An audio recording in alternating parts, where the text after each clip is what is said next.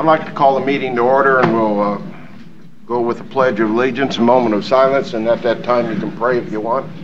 Your choice. I pledge allegiance to the flag of the United States of America and to the republic for which it stands, one nation, under God, indivisible, with liberty and justice for all. Mr. Chairman, we might want to remember 9/11 anniversary. Roll call. Bob's here, Louie's here, and Doug is here. I'm going to change this around. I know the Purple Heart people are patriots and love their country, but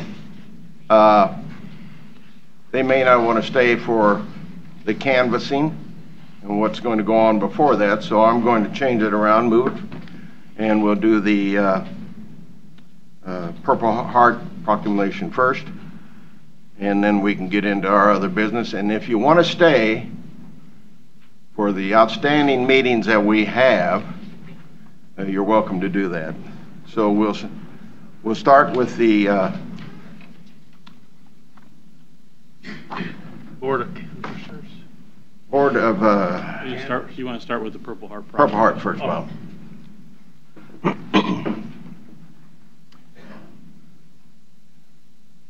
the Board of County Commissioners of Leavenworth County, or the County of Leavenworth, Kansas, a special resolution 2018-1. A resolution of the Board of County Commissioners of the County of Leavenworth, Kansas, proclaiming the County of Leavenworth, Kansas to be a Purple Heart County.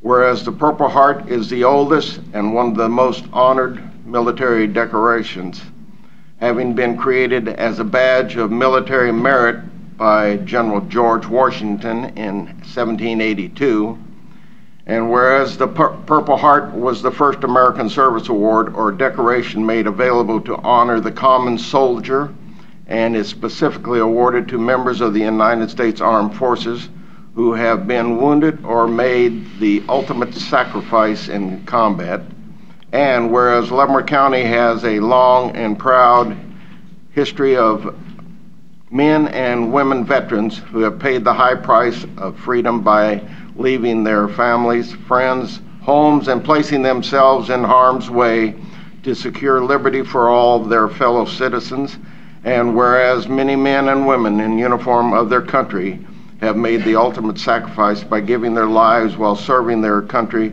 in the armed forces, and whereas a great many other men and women in uniform of their country, including many from Leavenworth County, have sacrificed parts of themselves for this great country as a result of being wounded while engaged in combat with enemy forces, and whereas it is fit and proper that Leavenworth County seek to remember, recognize, and give honor to all veterans, especially those from Leavenworth County who are recipients of the Purple Heart, by displaying Purple Heart signs at the county courthouse and throughout the county.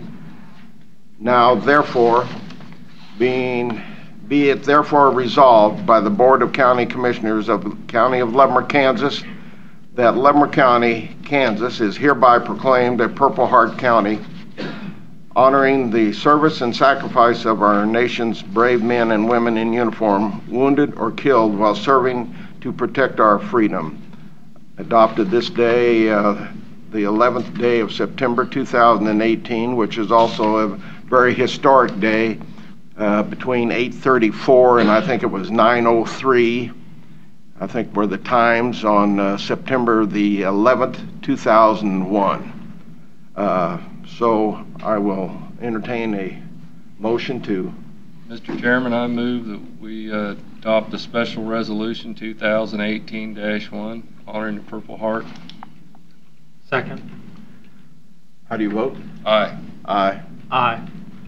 We'll sign this, and I'd like to have somebody who is going to be the receive this for the group to meet me at the stand, and I will hand that across.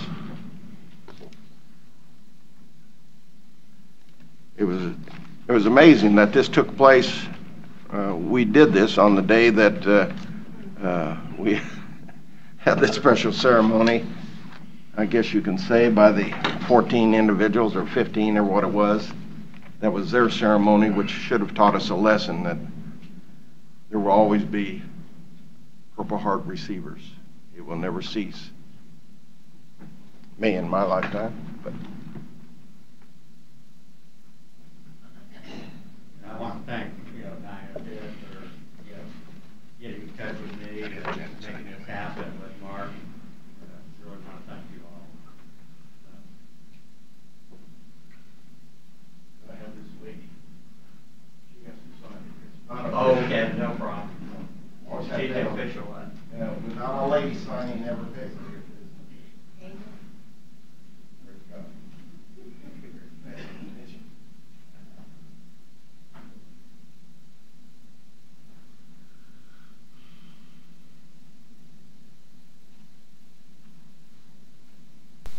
Truly an honor, and we want to thank you for having served us. And we thank all Purple Heart recipients.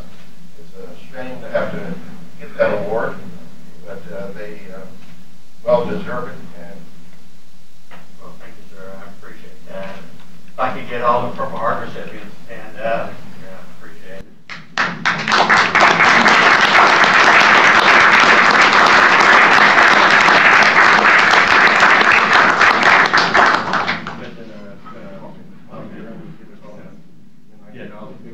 One of the things I want to do is recognize the Gold Star mothers and the Gold Star children, primarily because the individuals did not, they weren't alive when the Purple Heart was presented to the families. And to me, that's our real heroes, is the ones that, didn't make it back home. And hopefully we can, tell everybody, when we pass on, that we had a good life and supported the Purple Heart organization and the families. So I appreciate that. And Diana, you want to stand up? You got anything to say, or? No, I don't have anything to say except that I've known the Leavenworth County for my entire life. I want to introduce Stacy and Deborah too. So Stacy was here in Leavenworth, and her father passed away in Vietnam. Now, they were from Missouri, but he passed away in Vietnam July 17th of 1970. And Stacy was my brother, not by heart, or not by blood, but by heart, introduced us about 3 years ago. And we've been inseparable since. So you've got two girls that I started with here in this county, and we try to do very, very good things for others. So thank you to everyone that had a part in making sure that this happened, and we're going straight out County 7, or Highway 7, the sign. So start next to Lansing. So thank you all. And we'll have our large state sanctioned signs for you too, hopefully by Friday, and you can get those put up where you want to. And I already talked to Mark, and you can order more from us, or you can have your own shops make that, as long as to the design. I also have a Purple Heart parking sign for you too for the courthouse. So I really appreciate it on behalf of all the Purple Heart recipients and the families. Thank you so much. We really do. we appreciate you giving us a Purple Heart. None of the Purple Heart got their from George Washington, did you? We were close. You were close. Okay. Thank I always thank God. If I'd been 2 weeks earlier, I'd been probably a dead Marine helicopter pilot. So I appreciate, I miss Vietnam because I wasn't a Marine. Thank you, Lord. I'll have to talk to you. Yeah. Thank you very much.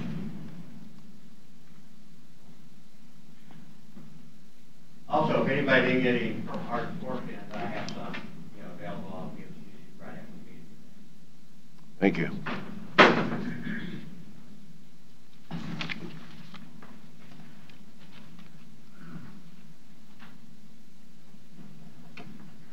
Okay, now we'll have to wait Might want to wait. because the clerk is gone, but that's all right.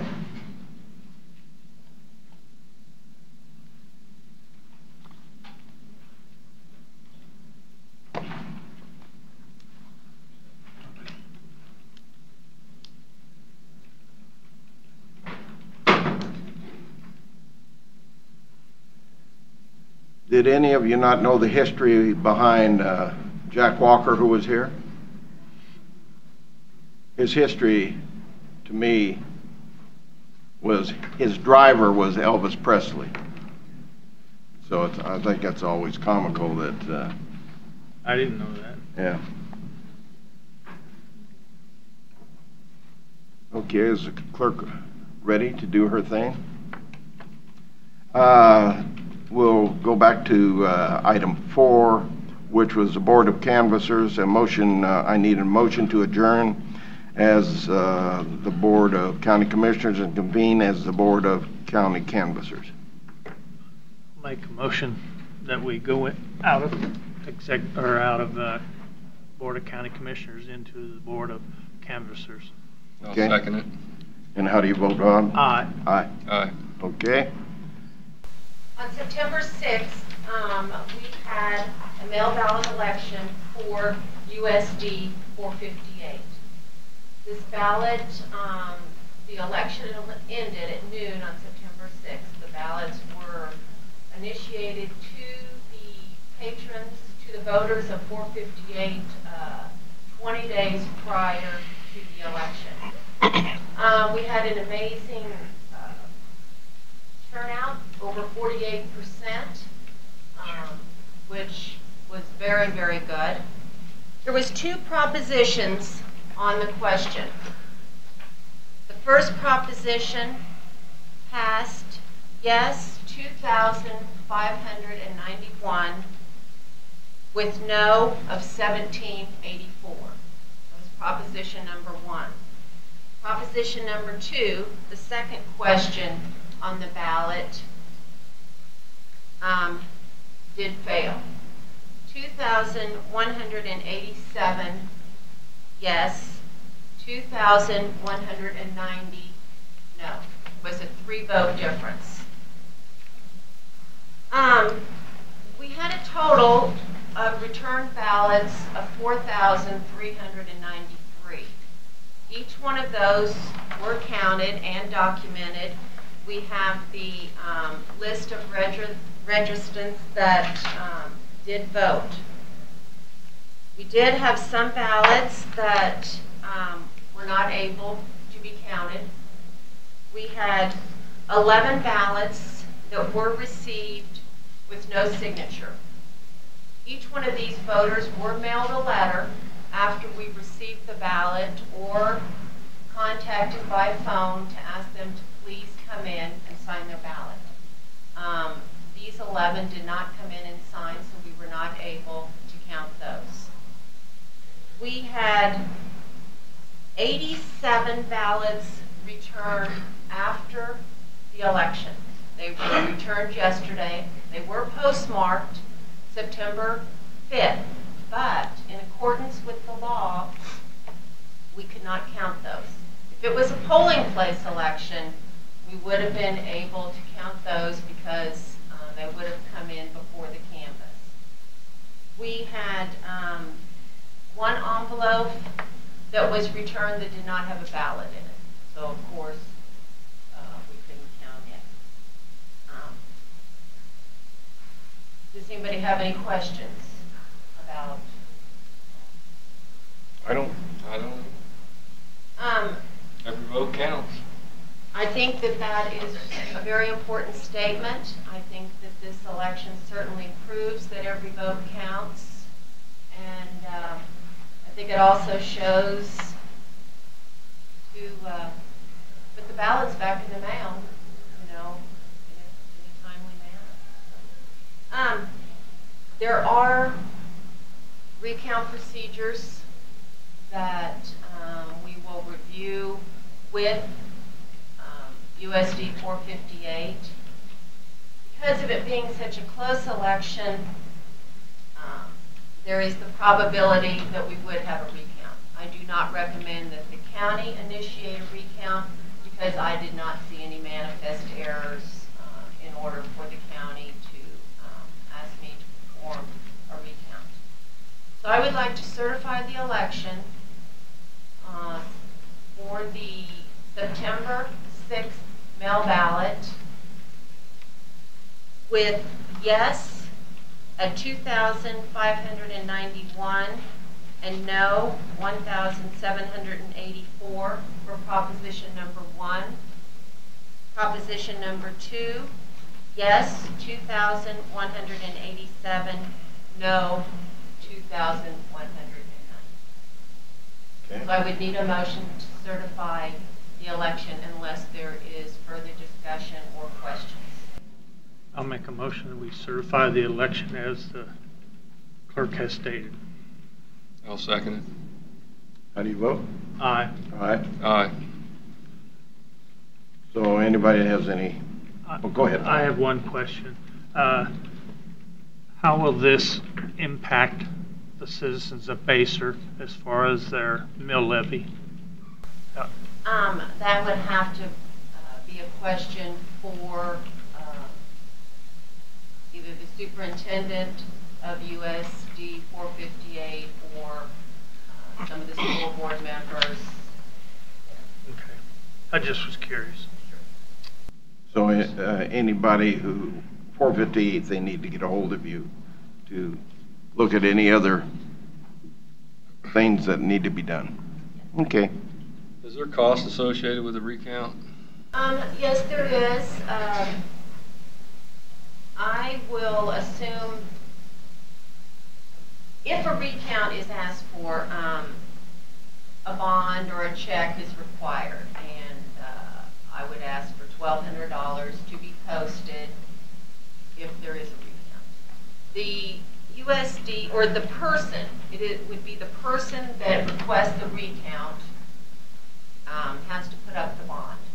It has to be done within, the recount has to be asked for by 5 o'clock tomorrow evening. We then, in the election office, have 5 days to complete the recount.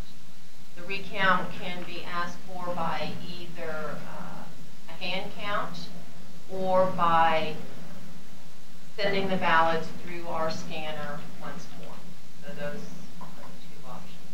And yes, I would estimate around $1,200. We would hire, it has to be done by special election board, and so we would bring in, if it's by hand count, I would bring in 2 boards, split the ballots, and it's going to take, it's going to take some time. So would hand counting be more expensive, I think? Not particularly. Not particularly. Okay. Any other questions? Okay. I'll entertain a motion to adjourn as the Board of County Canvassers and reconvene as the Board of County Commissioners. I'll move that we go out of the Board of Canvassers and return to the Board of County Commissioners. Second. How do you vote, Bob? Aye. Aye. Aye. Okay, next is public comment. Anybody from the public have anything to say?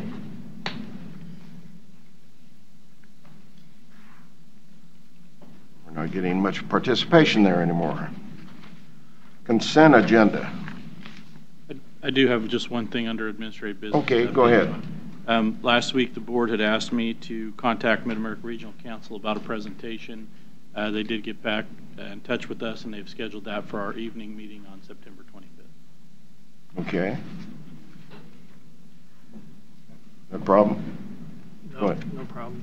I do have a administrative business I'd like to talk about. Okay. I would like to read a clip off of our August 28th meeting. It said, Mr. Van Paris reported the law firm Commissioner Smith is represented by his dissolving and requested authorization to enter into a new contract with the attorney to continue to represent Commissioner Smith. We all agreed that that was fine. Right. When Mr. Van Paris, I guess, made the motion, a motion was made by Commissioner Smith and seconded by Mr. Klemp. Mr. Van Paris, to authorize Mr. Van Paris to enter into the necessary agreement with David Hoffman and the general interest of the county. How do you read that, Louis? That how I understood it was that this was for Doug to be represented. So they fell back from, they dissolved. Right. That was the company that was was representing us. Right. No, that was No. representing Doug. Doug. Right. And so they resolved it. And so David Hoffman has one client, Mr. Right. Smith. But when I went over for my deposition, his attorney was in the deposition. And there was an hour-long dissertation and argument. Whether he should be there. Yeah, whether he should be there. And Mr. Ryburn and Mr. Hoffman both said publicly that David Van Paris had contacted them that morning and said they were hired by the county. Nowhere in here do I read that they were hired by the county. Mr. Ryburn has already been hired by the county. Well, He has a contract, and my made that- motion was for him to represent me and to assist with the lawsuit. But we didn't vote to have Mr. Hoffman represent the county. He's representing you, and we all agreed Assist to in the that. lawsuit was the motion. But not represent we the voted. county, To assist in the lawsuit. to assist in the lawsuit. Right. So he is not, And Mr. so Ryburn he is shouldn't have been assist- allowed in my deposition.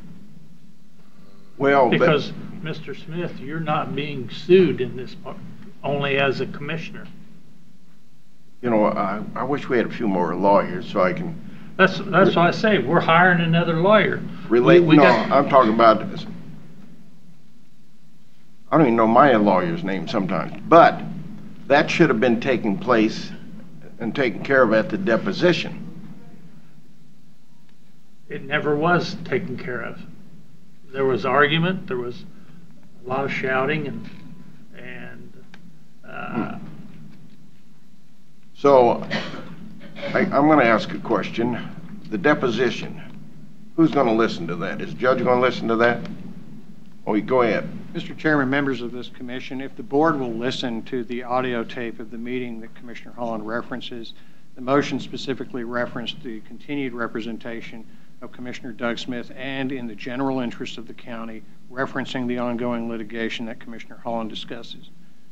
During the deposition of Commissioner Holland, it is my understanding that the question was raised as to Mr. Hoffman's participation in the deposition. It was challenged by the attorney representing the counterclaim plaintiff in this case. The judge was consulted, and the judge ruled to allow Mr. David Hoffman to continue. I believe that the board heard a motion that called for Mr. Hoffman to be retained to represent both Commissioner Smith and the general interest of the county. It's on the audio tape. It was voted on 3-0. The judge ruled at the time it was challenged in the deposition to allow Mr. Hoffman to participate. I'm uncertain as to what is the continued controversy. the continued controversy is I didn't vote to allow Mr. Hoffman to be another participant of the county. That's just more money we're spending. Here, I got a bill today. I think it was 7,000 something. $7,349 for, this is Andersonburg. This one here is $4,860, which brings the total that I have been keeping track of to $1,400,000 that we spent on legal because of this lawsuit that we instigated. And now because Mr. Hoffman has only one client, Doug Smith, we're going to give him two. We're going to give him the county. And the judge did rule, and I was sitting right there when he ruled, and he said, Mr. Hoffman cannot speak during that deposition. He can only sit there and listen. You didn't finish it, David. Well, Commissioner, traditionally, only one attorney on a side can question a witness during a deposition. I think that was the judge's statement. Again, I wasn't present, though you were. Yeah. Commissioner Holland, all I could state is I'd ask you to review the audio recording. I've already have. If you misunderstood the motion, Well, that's all I can. I'm declining my motion, or my vote. I'm not going to vote for this because it was, to me, it was trickery.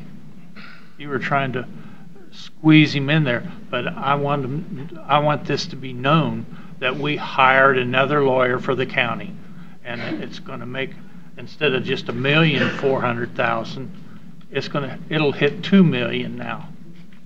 Commissioner Holland, I take issue with your description of trickery. It was stated plainly in open session. It's on the recording. If you misunderstood the A motion. motion by Commissioner Smith I would and have second by suggested you Mr. brought it up Clem at that time. to authorize Mr. Van Paris to enter the necessary agreement with David Hoffman. And that was for the prior statement that was made. Well, again, I did take a deposition because everybody said, you really don't want to go to jail.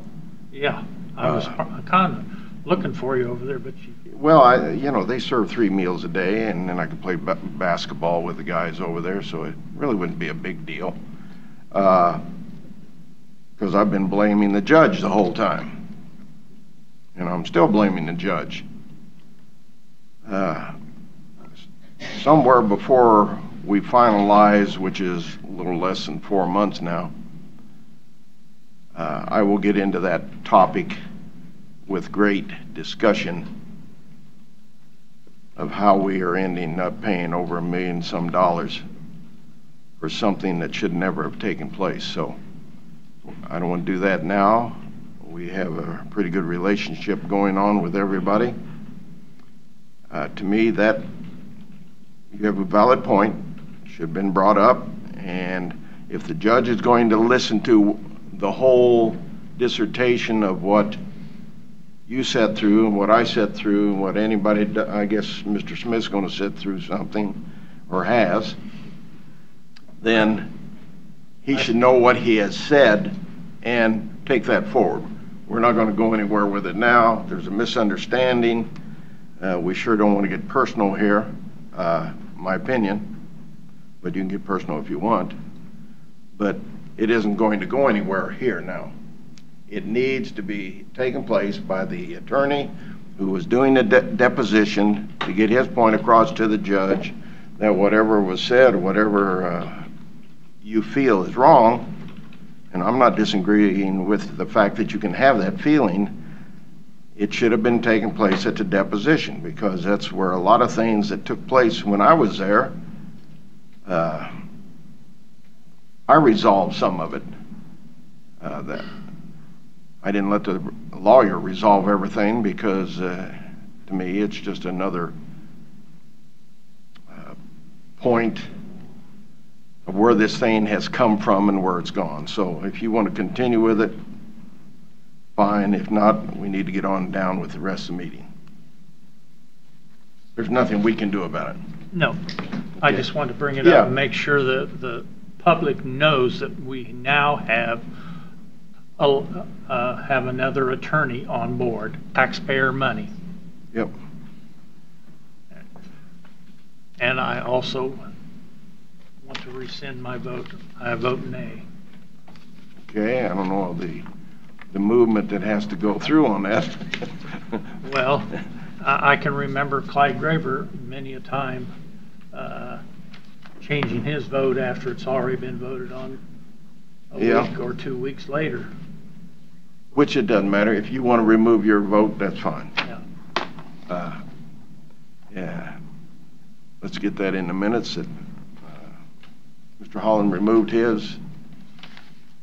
If it's a legal thing, that's fine. If it's not legal, that's fine also. Okay.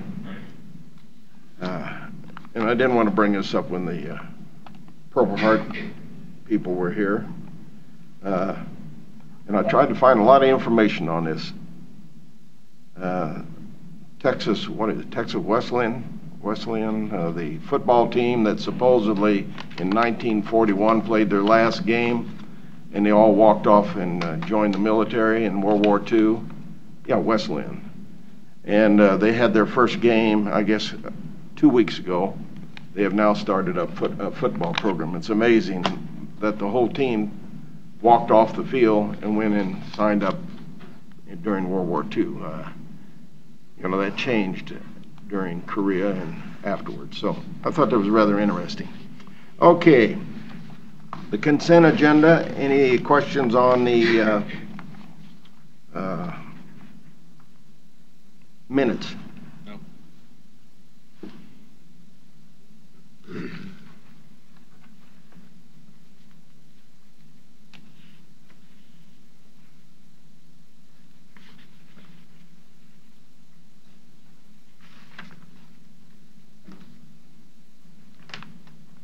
Anything, Bob? On the minutes? I haven't gotten any information on the Northeast Kansas County officials meeting. The Northeast County officials meeting is Friday. I see where it says 8 o'clock Friday at the stove factory. Where in the world's the stove factory? At the loft. Right The loft. down the street Oh. at the stove loft.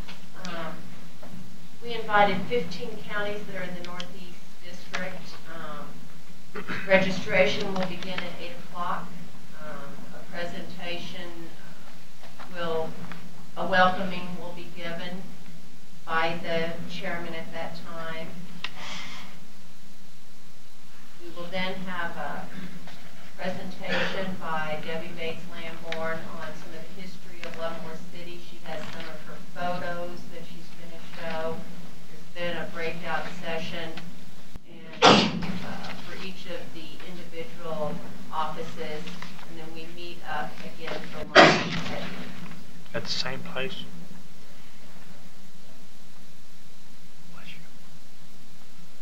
you. Doug, you have anything? No, sir. I want to thank the administrator. I did finally get a breakdown of what I guess it is. I haven't had a chance to read it. Is that on the trucks, the 3 trucks? Yeah. Okay. Yes, sir.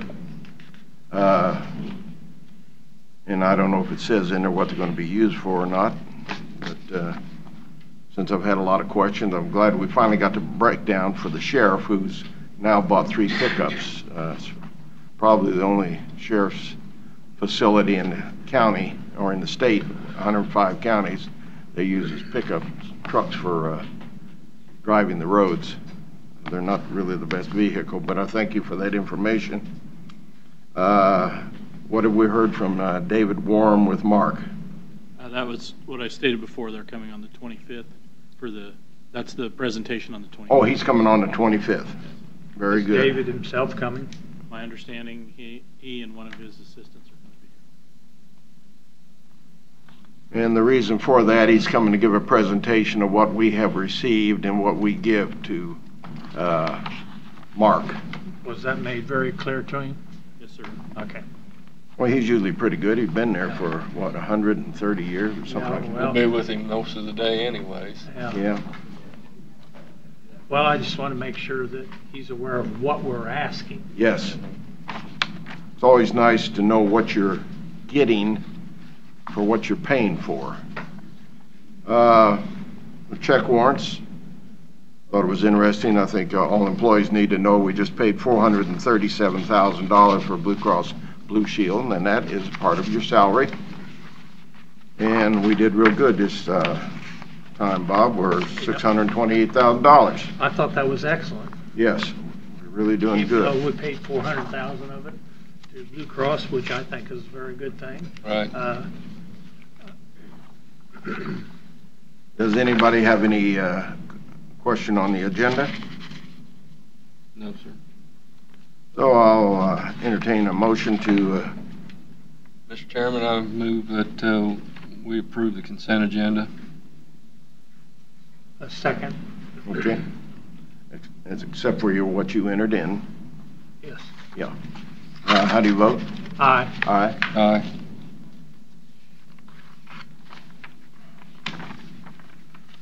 Formal board action. Consider a motion to award bid to Independent Salt Company for the 2018-2019 salt season in the amount of $53.68.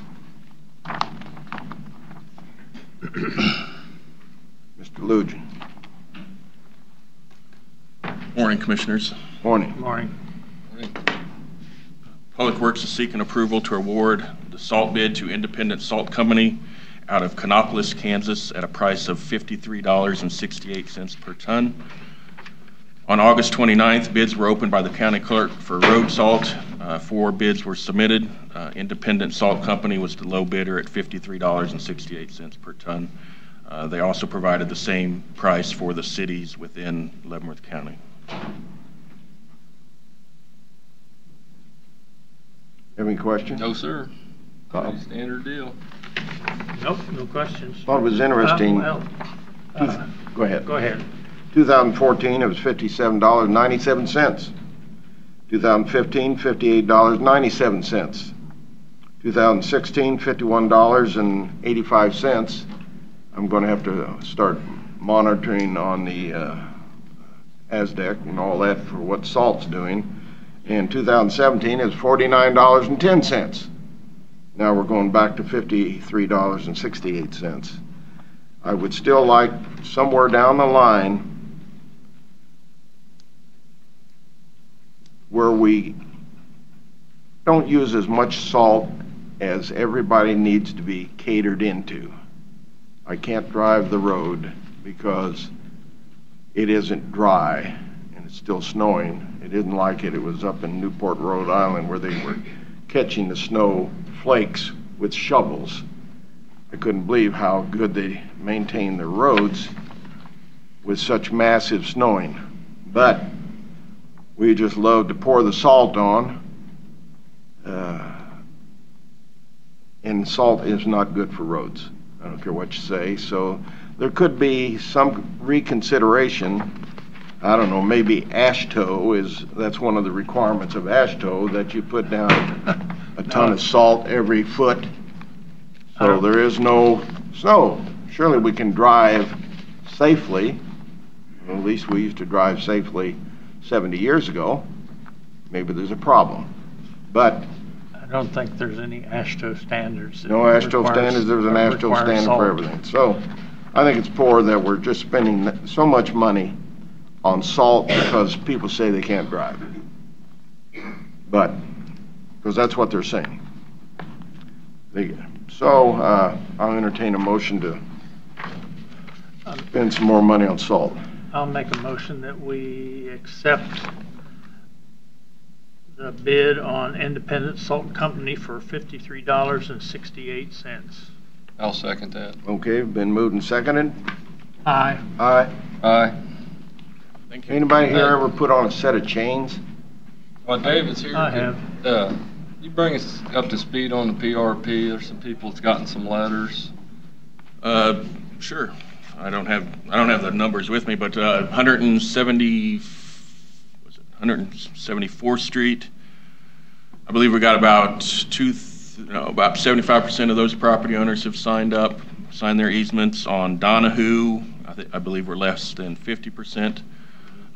We started that all back in late June when we first sent out the first easements and letters to them. They were mailed a letter a week or two ago, basically that hey, into September. If we don't have all the easements by the end of September, we'll be coming to the board asking that those projects be removed from the PRP list. Okay. Is there any way that the commissioners can be copied on these letters that get sent out, so kind of know what's going on when we get calls? You want copies of PRP letters in specific, or Yeah, just a copy of the letter you send out to the residents and the deadlines and that. And is there any way that we can find out who's not signed up so we can go talk to these people? We have generally avoided giving that information out. What we have found is you usually have 1 or 2 people on a project that will go harass people that haven't signed up. So we have avoided giving out names of people who haven't signed up for that reason. We don't want to be part of the harassment of people of signing their easement. So okay. I thought the PRP's part was peer pressure. But, I don't think so. No, I know. But I mean, I meant like if yeah, I mean, one of us could go talk to him, if it's in our district or something, if we could go talk to him. We have received very few calls on Donahue. If you're receiving calls, I would ask that you direct them down to talk to us. Okay. And currently, PRP, you're designing and like on 178th. Some of these PRPs, is there any way we can just not design them and move utilities and move fences, and we can just do it like our paving place is? That's a possibility if that's the direction the board wants to go. The policy is for it to be right, designed. I know it's policy to the low volume design standards. But like 219th, the PRP one, you're going to be getting easements. Free State Electric just put new poles in, and then all new electric line, and then that would all have to be moved at a cost. So. Is 179th what I have written down here, Doug's Road? No, sir. What yeah, that's in my district, yes. No, but which is the 60 days? That was on Donahue and in the 119th McPherson and LA. And is that done? We're working on it. Acquiring those. So whenever I say Doug's Road, I want you to remember what the road is. Well, they're all Doug's roads. Well, I know that. Yeah, because they did all Louis this spring. Well, they should have, you know. Yeah. And they're fine roads except for that 18-foot wide one. I still have trouble digesting that one. My people appreciate it. I want to drive down that 18-foot wide. Well, let me know. I don't want to meet you. Yeah. Okay. Make sure we're going the same direction. Well, when that reason I was put in this position to take care of my people and nobody else? Well, no, I guess it was, because you definitely pulled off some blacktop. Well, yeah. But, the first district didn't get any roads. Well, you spent it all on the ASHTO standard. You spent it all on 207th Street, Bob. Yeah, that's right. ASHTO standards that I didn't want. Well, that's what I'm getting at on the PRP. I mean, I understand collecting the right-of-way. You want to change have the administrator look at the policy and come forward with something? I do. Okay. But I know David's got some in, like 178th. That policy has been repealed. We're just finishing up the projects that are on the list. Okay. But I think we could finish it up cheaper and faster. And that's probably true. Well, the issue right now on the two is obtaining the easements. Okay. Okay, is there anybody in the community that doesn't understand what our policies are in the future?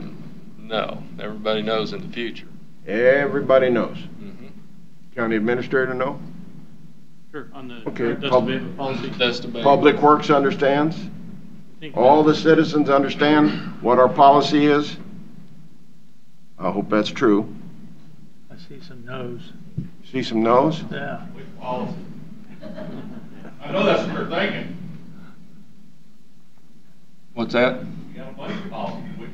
We're talking about the dust abatement program on the road and doing paving place and doing deficiency studies on it instead of rebuilding the road and moving utilities and that. I just want to make sure that everybody that's working for the county understands what our policy is, so we don't have that little thing coming along and we discuss it later. The new power poles you were talking about, they just put in on those roads, are they going to be impacted if they left them sit right where they are? Not if we do a dust abatement road and do a deficiency study on it. That's correct. But our policy doesn't allow for them to be there. Is that what we need to change? No, they can be there. Yeah. But if we take more right of way and widen the road and take out, they'll have to move them back probably. Well, we're not wanting to do that on that particular road. I'm not. So, okay. But you'll have to come to the board if for some reason somebody doesn't sign up for us to remove it.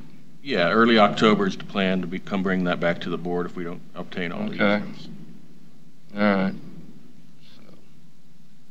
I do think we I should guess- touch on what you discussed, though, which is, we had the capital improvement program, and we were designing some roads on there. We brought it back to the board, and the board said, we want to handle it like a dust abatement. We implemented a new policy, the dust abatement policy, that says we're going to do the deficiency review on roads. I think it would, I don't think it would be unusual if we went then and said, okay, the roads that are on the PRP program should be handled like the new dust abatement policy, with the exception that they're required to get the right-of-way. It's not that we intend to use it right away, use the right-of-way Right away. but 50 years from now, we yeah, will. so that staff has that direction, because the old policy stated they would be designed to the low-volume road standards. But it's still going to be giving the right-of-way to the county. We'll still give the right-of-way to the county, it's just that we will handle it like a dust abatement, which will alleviate having. I to guess utilities. one question I'd like to ask David, do these individuals that are not signing the easement, do they realize that this could impact them getting any dust abatement or getting any chip and seal or whatever road project they're on, that they will not get it without giving the easement? If they have contacted us, we explained to them, under the PRP policy, you donate the right-of-way, you get a chip and seal road out of it. Right. But People have different reasons for not wanting to donate. And we're the talking right-of-way. about most of the time, like a 10-foot section of your property. Yeah, typically it's a 10-foot Right. strip across the front, yes, typically.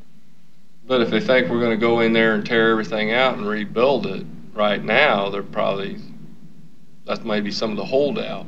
But if we're just going to go in there and they donate the right-of-way, and then we just do a pave in place, and then we don't rebuild the road, they may be more apt to sign up. You know.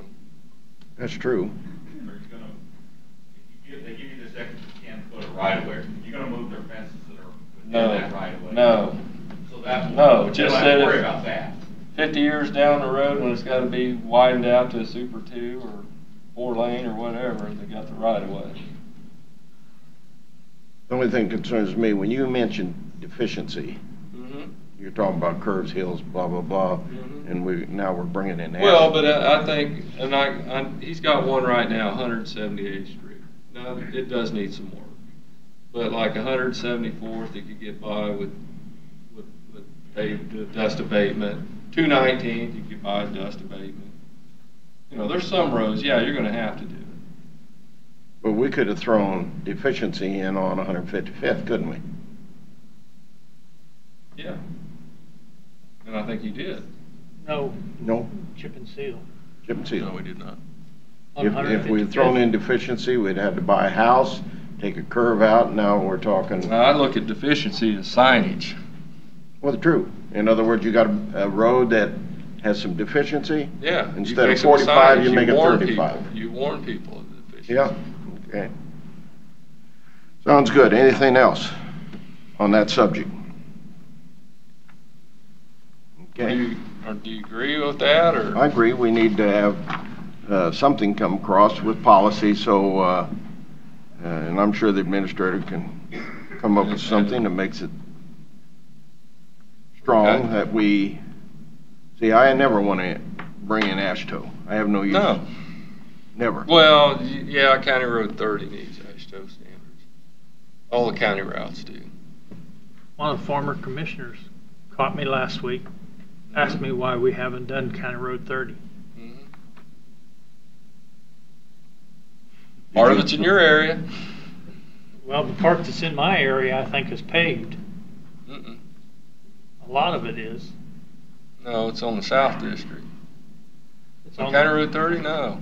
I You thought go it to was- Springdale. Yeah, Okay, there's nothing It paved. goes up there. south Right, and it's, to Jarblo. well, goes to Dempsey and then goes out, but it's Right. a mile and a half north of K-16. Started it, never finished it. Right. But But that was started by 2000. state Right, funding. right, KDOT money, that's right. KDOT money. That's right. We didn't start it with our money. No. But, Well, there's probably some reason 30 isn't done. But it's a road, I think, that we needs did, to be done. 2005 or 6, we did it. We, as you, I know, as you ask the sheriff or you ask EMS. North and south route. North and south roads, that's what they want. Because we don't hardly have it. No, I agree with that. But like I said, it is a county route. It should be eligible for some KDOT money. And I believe that's what Mr. Lujan's doing right now. You're in design, right? Yeah, from Dempsey south is being designed right Yeah. We'll have to do it in phases. Oh, yeah. But as long as we got a plan and get some projects on the shelf when KDOT's got all that money to give out and Mid-America Regional Council, all that, Oh, federal yeah. highway, Oh. we'll have all that. We're in the wrong county, though. Yeah. Maybe not. You gotta be in Johnson County before you get that. Okay. And that deal I asked you about yesterday, I haven't talked to George. now. I haven't talked with Jeff yet to see if he knows. Okay. All right. Next item. Thank If you, we can go David. on to the next item. Thank you, Dave. Yes, sir. Consider motion to approve a policy regarding budgeted unfilled positions.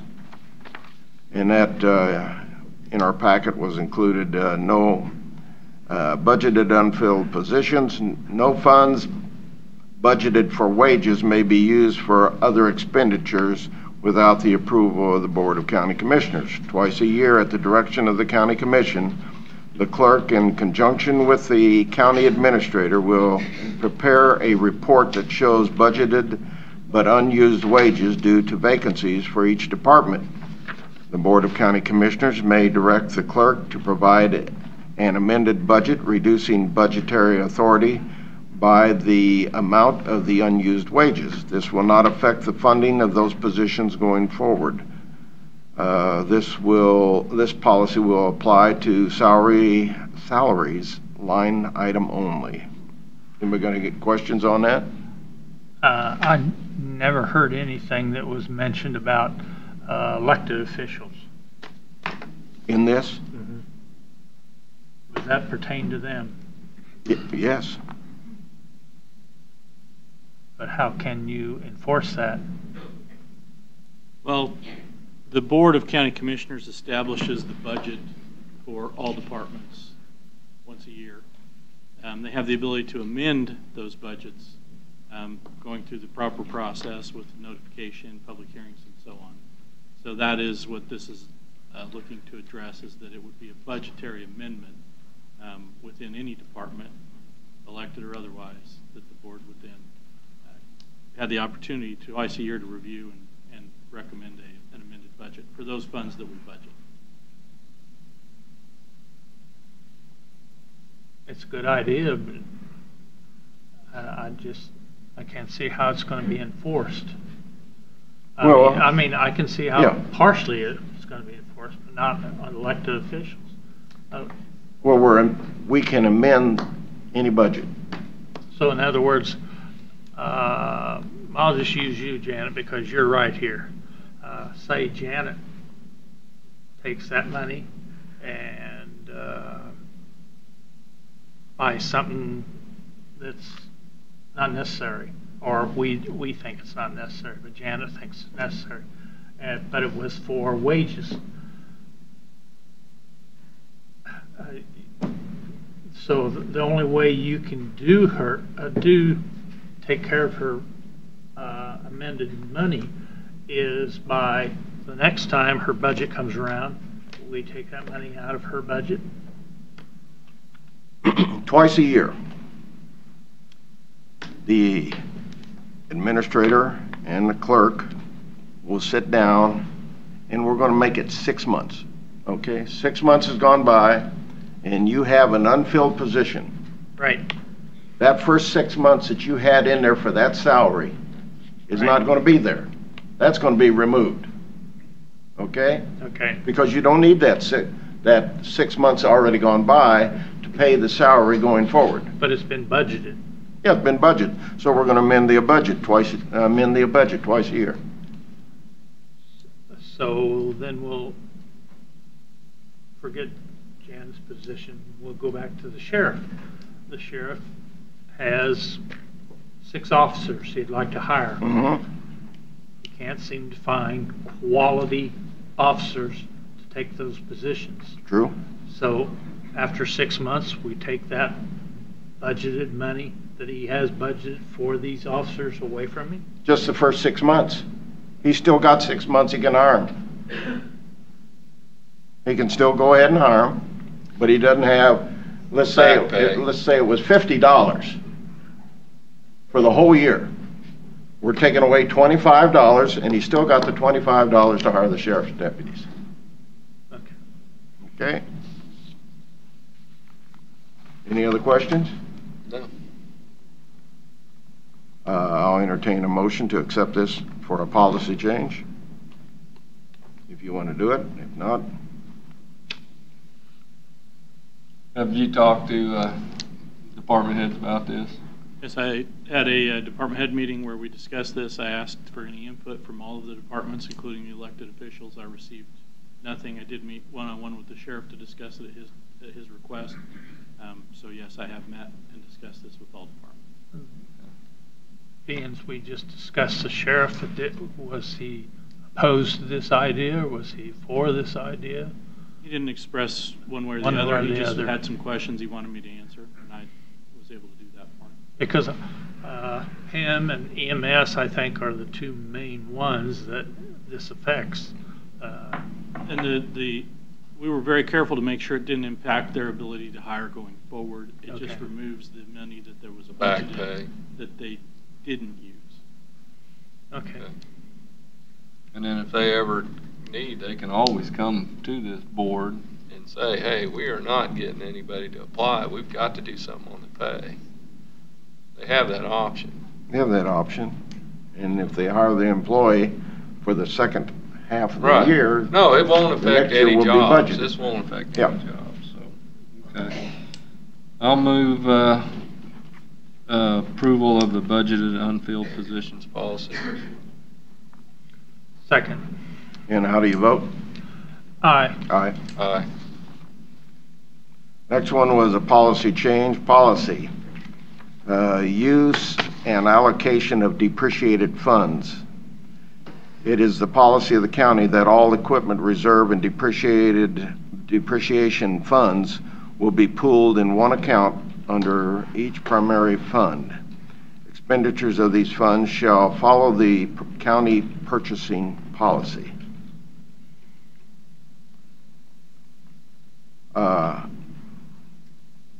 I have one question. What is county purchasing policy? We have an adopted purchasing policy, discusses how certain expenditures have to be made, what threshold they reach before they go to the next level. Oh, okay. So this would impact all departments. This affects all departments as far as expenditure of depreciation or reserve funds. So Public Works has to put their depreciation in this pool. Well, all depreciation, first of all, it's by fund. So the road and bridge fund, that depreciation stays within that fund. You can't move it. Levy between fund. funds. Well, you Let's just, say but you that- just said that all has to be pooled together. For each, by fund, it says. By fund. So the general fund, all departments within the general fund, their depreciation would be in a pool.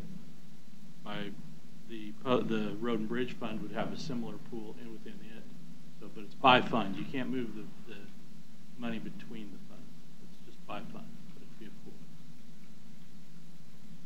In other words, Public Works is going to be in there, but the sheriff or clerk, they can't come over and use it. Now, we know at any time if there's an emergency that we can use those funds. We know that. And we hope we don't have that emergency, they were able to do the mill levy and put the roof on the judicial center. So, and I don't, that'd be interesting to see if we needed some money, and we got $3 million, I think is what it is, 3 million plus sitting over here, and we went for a no-fund warrant, whether the Department of Revenue, who would oversee that no-fund warrant, would say, no, you can't do that. You got $3 million sitting here. That'd be interesting to find out. Yeah, but Well, let's hope we don't. no entity that I know of in I hope Leavenworth we don't County has need ever the done a no-fund no-fund warrant. Yeah. They would make us use that money. Say again? They would make us use that money. Yeah. Or they can make us use it. I didn't say that. Yeah. Would they be wise enough to say, well, let's see what all money you have, and the clerk has $4.50 in there. They would That's request that we give them a report showing all available. Very funds good. before they allowed us to do it. That'd be nice to see that Or we could happen do a someday. no-fund warrant. Okay. I would if I was them. Well, that's like saying they collect sales tax.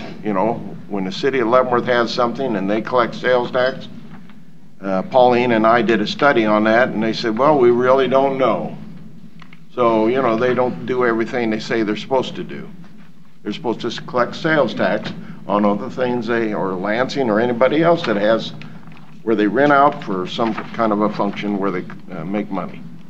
But they said, no, well, we just don't have the staff. I don't remember what it was. It was a very poor excuse. But, so I'll entertain a motion to accept this. And if you're not, I'll do the motion to accept. I'll make the motion Okay. to accept the no-fund warrant, or no-fund warrant. Yeah, that's right. That's all right, Bob. No, I don't want a no-fund warrant. No.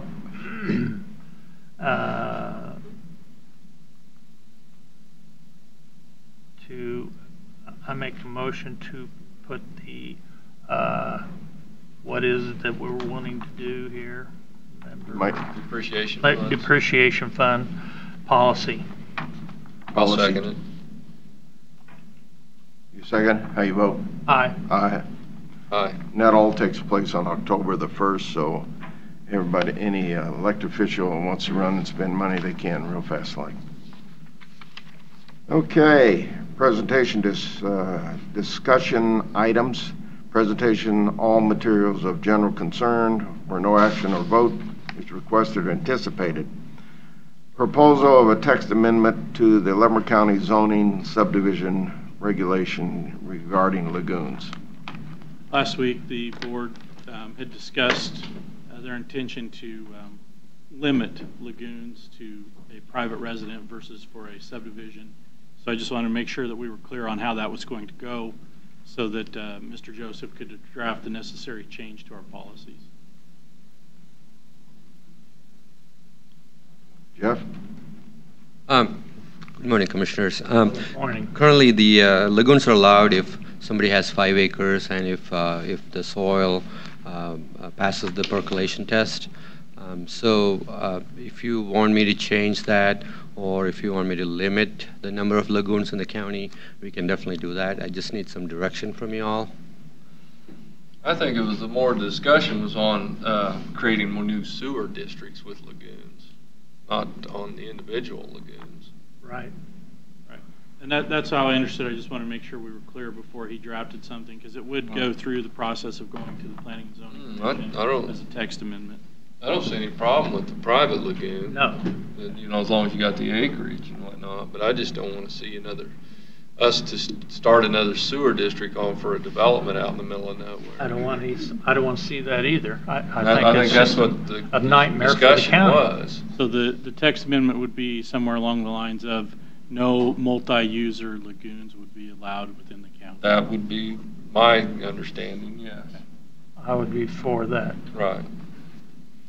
Then we wouldn't have no more different sewer districts that says we owe them money because it costs more money to put this lagoon system in. Then we have to, then the state Years comes later, in and we'd says, have to- oh, you got to take this out. It's full. We got to, Right. Right, at any time, KDHE can say KDHE decommission it. just Right. decommission it. Okay. We'll have Mr. Joseph and Mr. Van Paris or Mr. Schultz will work on that text amendment, and it will go through the process. It'll have to be on the agenda for the Planning and Zoning Commission. It'll go down there for public comment as well, and then it'll come back to you for Right. Well, another thing that's come up into my mind, you know, we get somebody who buys 20 acres and next thing you know, there's 10 houses being built. And I know there's some entities out there that don't like that. But I think the size of the lot is way too small. It's creating a problem. And I know Grandpa Jones wants to give me a lot so I can build out there and be a part of his system. Lot sizes are not adequate for proper expansion of the county, where we're not charging the cities for this expansion at a later date, whenever they annex that area, and then they've got to coordinate all these little bitty micromanaged areas that have gone in because I watched over in Missouri, and maybe I shouldn't have had that advantage over everybody else, how they sold off so much of North Kansas City. I don't think there was any acreage less than 10 acres. Some of them were larger than that. Some people owned a big hunk of land. So that was their option, to sell to a developer, and he put in 150 houses. But it had all the roads, the sewers, and everything else that went along with it. But I watched in one certain area, and there was not anything smaller than 10 acres. When it came time to be sold off, and the people moved or died off, God bless their hearts, developer came in and put in 15 houses. They added it to the sewer district, although there was major fight over sewer districts. But the Sevillas won, God bless their hearts, Nick and Paul. Everybody knows Nick and Paul Sevilla, right?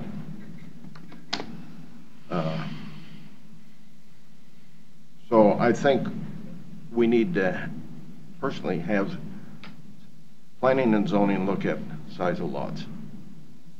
I think it has created a problem. You know, as I drive down 155th Street, that's my favorite street now. When you turn on Hollingsworth there? It doesn't lead me to Easton, no. Oh. And that's where I'd like for it to go, but it doesn't lead me to Easton.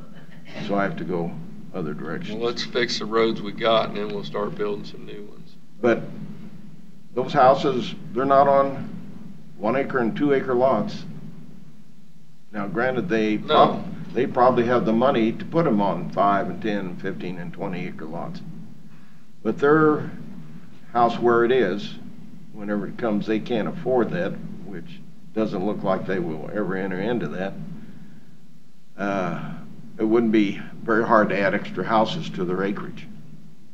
So I think that's something that needs to be added to planning and zoning for them to look and have their studies. And I know there's going to be an industry that says, oh my God, we can't do that. We got to be able to build a house here and a house there without any. Well, there's a lot of people, though, that are on 10 acres that can't take care of it. I've ran across that a lot. That is true. A lot. They wish they didn't have 10 acres. That's right. But that isn't going to cost me living in the city where... No, but some of the properties aren't being taken care of because they can't. Well, that's true anywhere. You know. You can say that about horses. Drive by a pasture where there's a bunch of horses out there, haven't been ridden in years. Now, some people are very good about taking care of their horses and riding them. So, but I think it's something that needs to be approached to the planning board takes it to an open meeting and has some discussion so we find out what the industry thinks about rather than what my mind's telling me they're going to say. Then you can actually hear what the industry is going to say.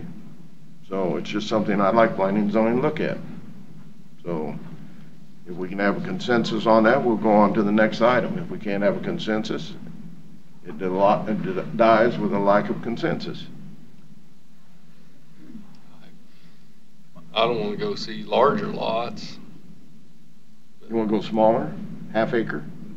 Well, No, no, you can't go not that. with- not with because then you end up with, if your percolation test You don't passes, then where's this? But you don't have the sewage road frontage either. Right, you won't have the road frontage. Yeah, so, I think it wouldn't hurt to look at it, but I'm that with makes a Doug. consensus. That's 2 over 1, that's a consensus. That is consensus.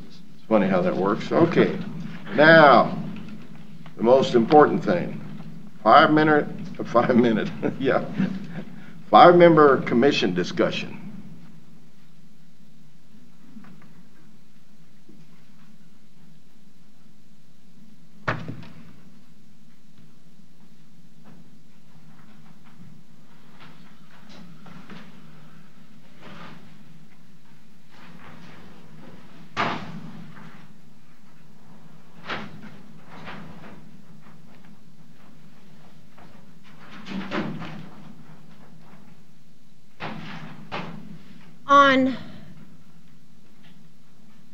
In the first week of January, there was a petition turned in to the Board of County Commissioners that then authorized them to put a question on the ballot initiating from a 3-member commission to a 5-member commission on the November 6th general election ballot. Okay?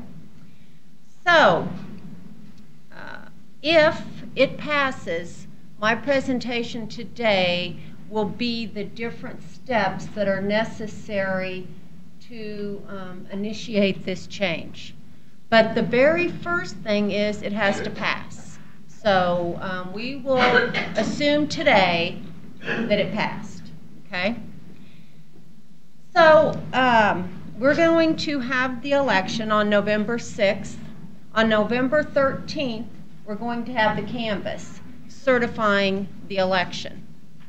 At that time, the Board of County Commissioners will have to pass a resolution.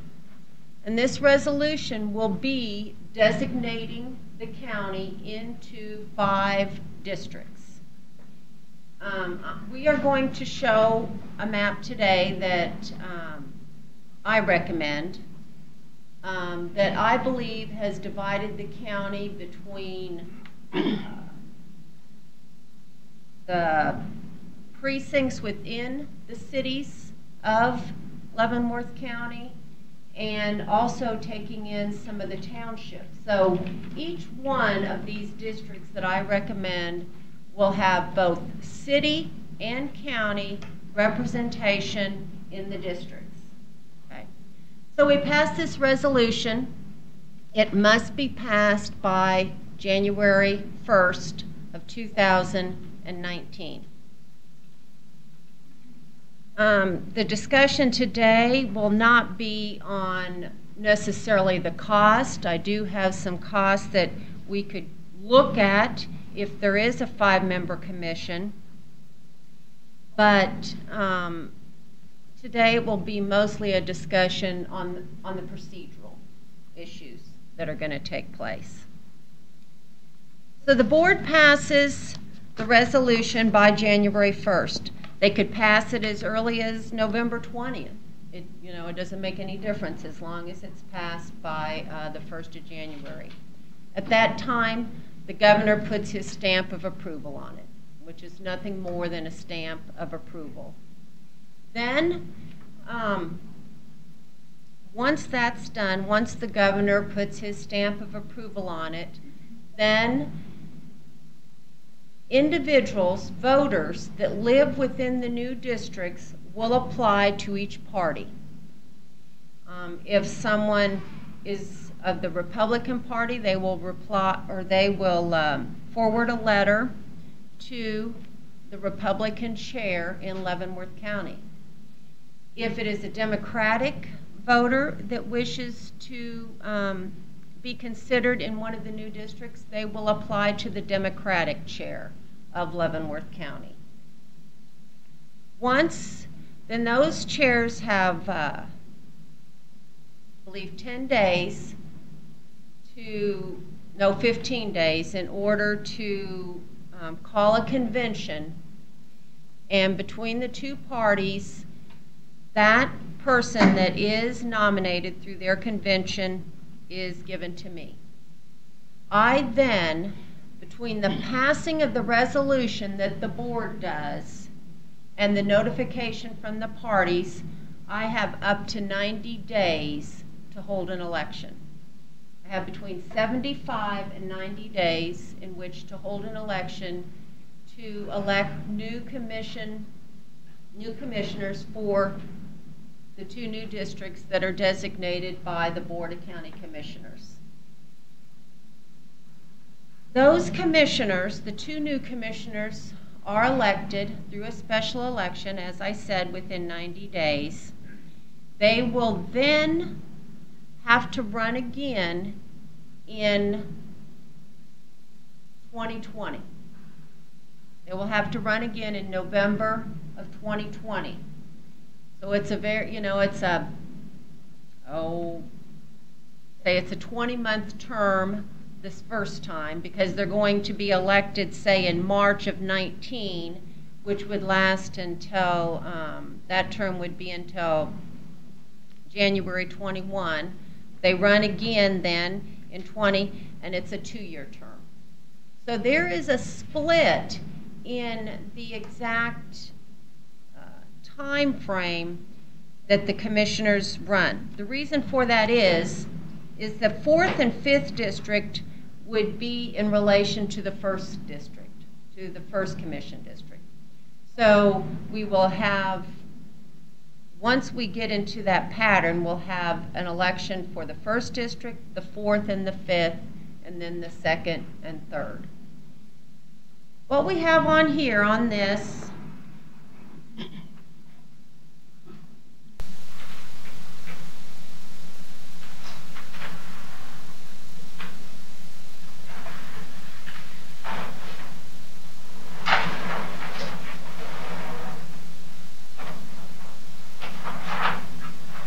would be a map that I recommend. I can only recommend it because these district lines are determined by the Board of County Commissioners. But if you look here, I would recommend this to be the 1st district. We've got Easton Township, Kickapoo Township, and the north part of Leavenworth City. The 2nd district would consist of Alexandria Township, Tide Prairie Township, and the south part of Leavenworth City. The 3rd district would be the would be all of Stranger Township, all of Fairmount Township, and the city of Basehor. The 4th district would be the city of Lansing and Delaware Township. The 5th district, or what I'm calling the 5th district, would be Tonganoxie, all of Tonganoxie Township, Reno Township, and Sherman Township. So in my eyes, this map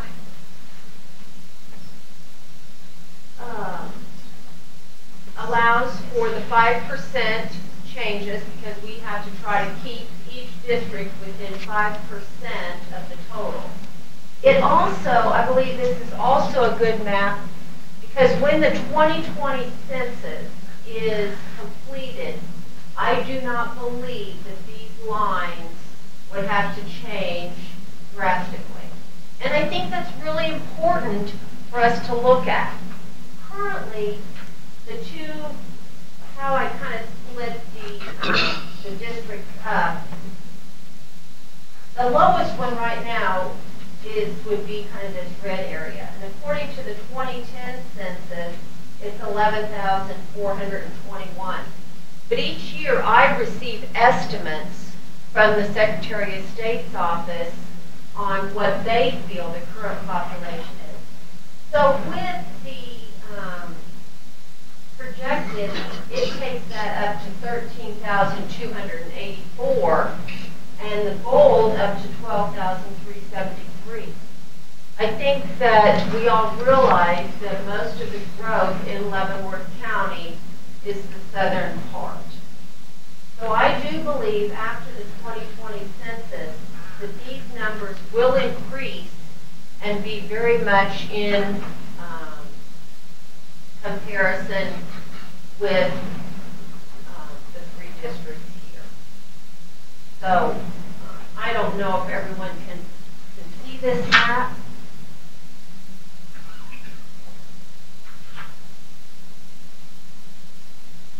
There are different ways to draw and split the district. But we've actually spent a lot of time looking at what we feel would be the best recommendation and on what we feel would encompass what we're going to see in the 2020 census. I think it's a fair map, but there again, it's just my recommendation. It is I have a question. yes. I am a candidate. If as a candidate I were to be elected and no longer live in the district in which I'm running, what would happen? Well, I'll probably turn that question over to our legal counsel, but with this map, not that we have tried to gerrymander this map in any way at all.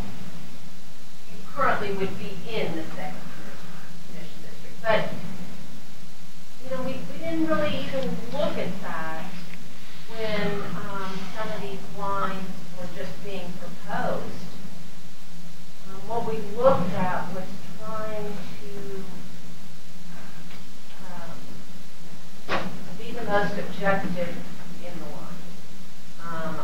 I have talked to David Van Paris, our county counselor, about the effect it would have if you were elected and would be placed outside the district, which David could answer that.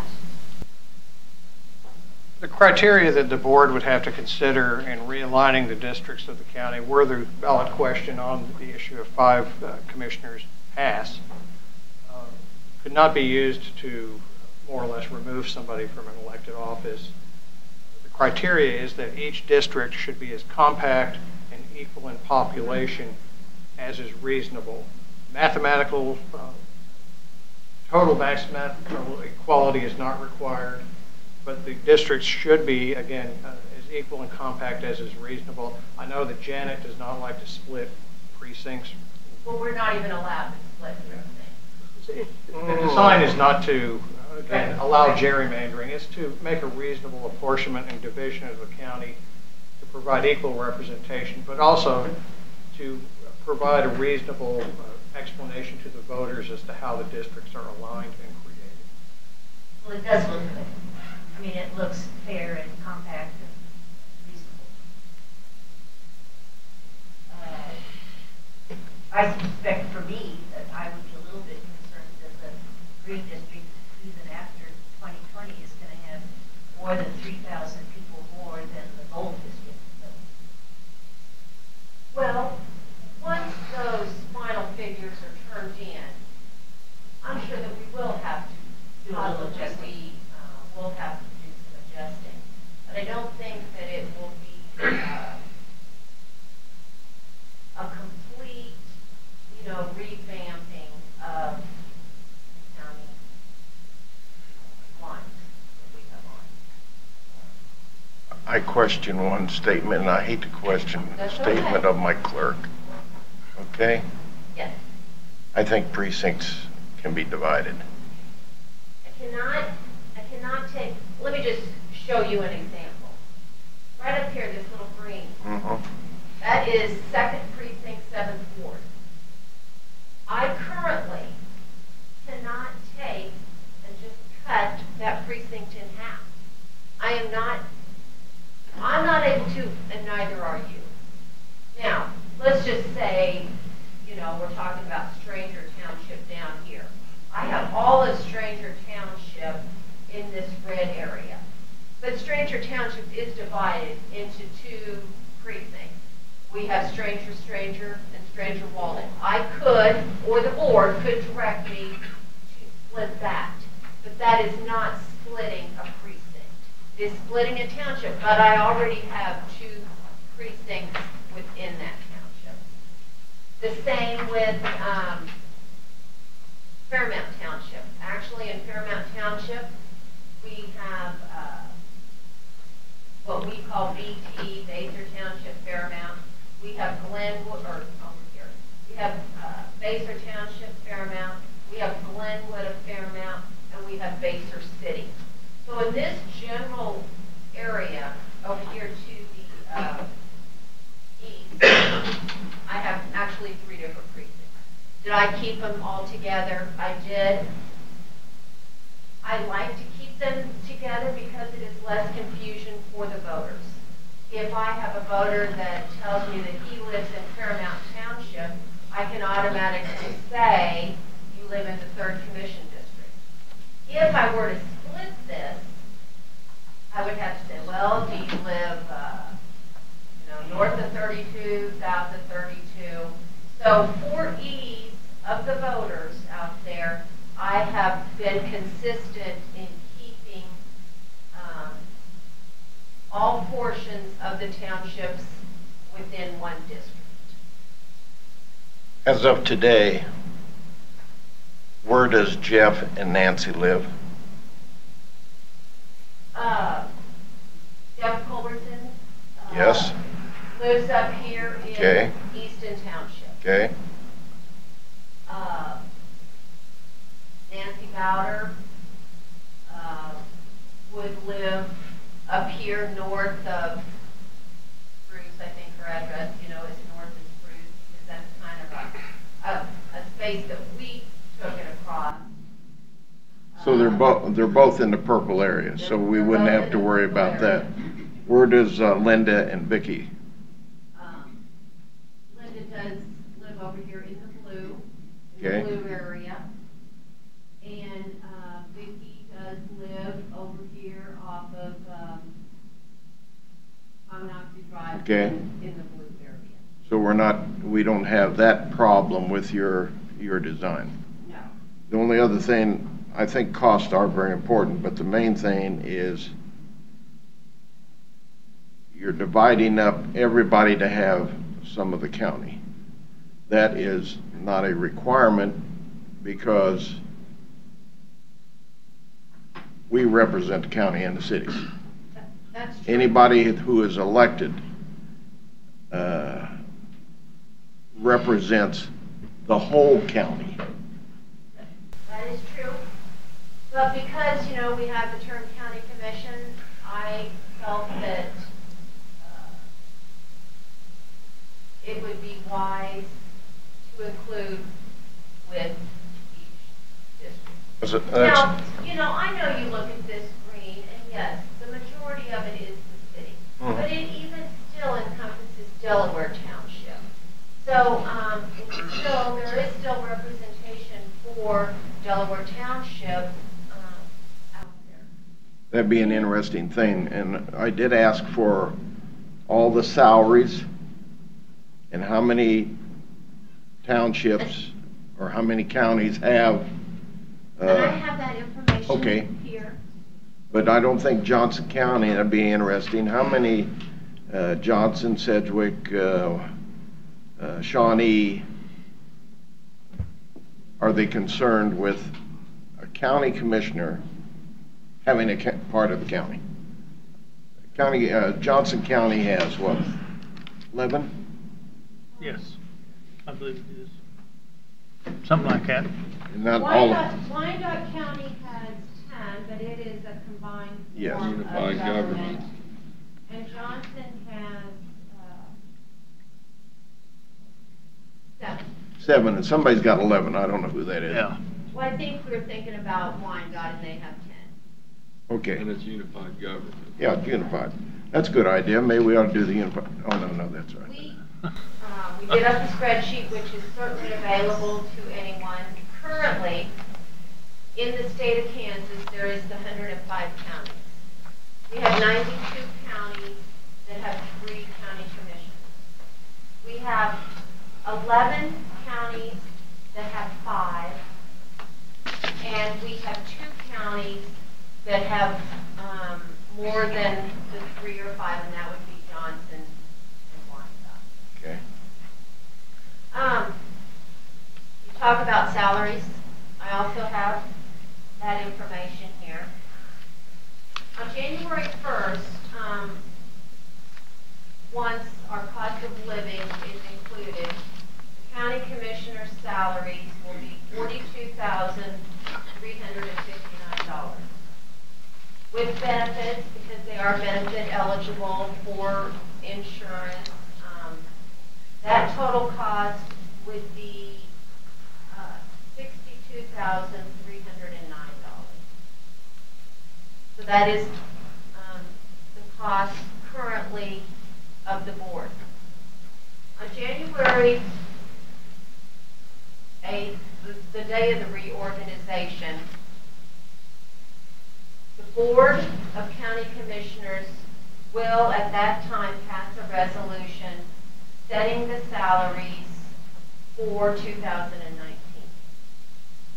That will be one of the first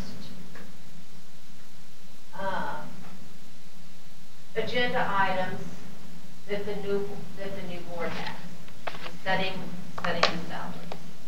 So the 2 new commissioners, whoever they may be, that's elected in the 1st and 2nd district, along with Doug, because he will still be on the board representing his 3rd district, will set their salaries for 2019. Where does Doug live there? Doug would live over here in Stranger Township. In the gold. No, Doug lives in the red. Doug's in the red. Yes. And the green is the 4th? You're in the red. That's how I would probably Yeah. do it. You know, I would probably say this is the 4th and this is the 5th. Okay. You know, you can turn it around, but We could put him in the 4th, though, couldn't we? you could do what? If you make if you make a red 4, you could put, he's in 4. He automatically is in 4. We can't move him. We can't Right, do. and that's what I'm saying. You know, it's not,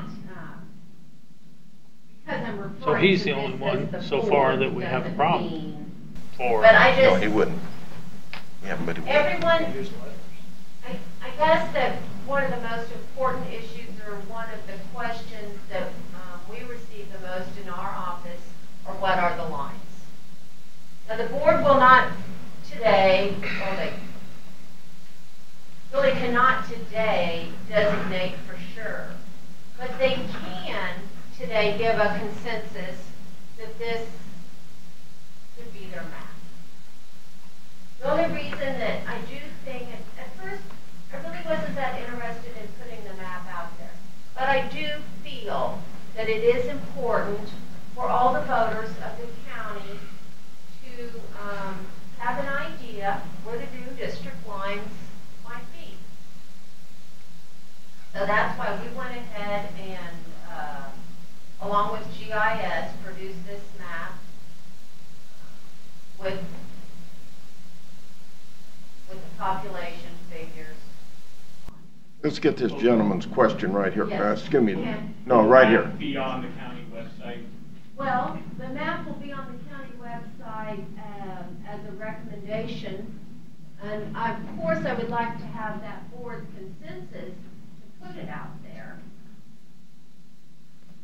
So, yes. I can't give you mine because you know I have a different map. I'm just letting you know this is only a recommendation from the county clerk. Not that I wouldn't be willing to go with that map that you have there. I have a different map because I represent the county, especially Easton, okay? And they're not even in my district.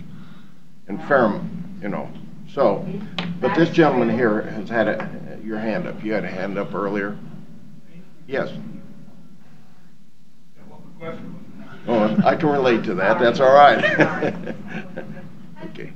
One, the resolution of the issue of at-large commissioners, I think that's resolved, but I can't remember if it was possible or not. The second one is population specifically of each township or precinct, the sole criteria for where the lines are drawn?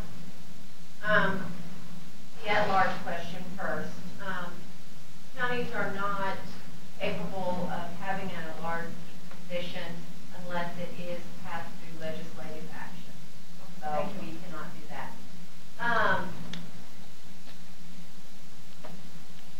Then when you're, what was your second question? Population. The population is the only criteria, and is it the population of the precinct or of the township or what? It is, there are really two criteria. Population is one, and areas that are compact in size, or, compact in area is the other. Like, That wouldn't be Easton. if there is the possibility that, if somebody wanted to take Easton Township and Tonganoxie Township and put them together, we could do that. But you work with the words of compact, in size, with equal population within 5%. So that's the criteria that we looked at. And no other considerations are given, like geographic creeks in the way or anything like that? Okay. It is, the lines are drawn either by a township line or a precinct line. Okay. Does your chart show that how many days they meet? Did you get that information too?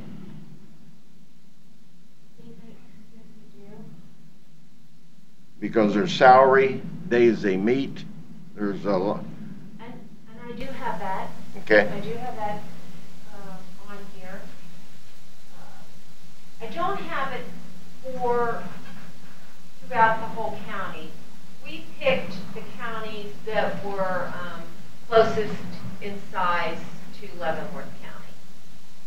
And they either meet, I'm just going to give you some examples here, but it is on this spreadsheet.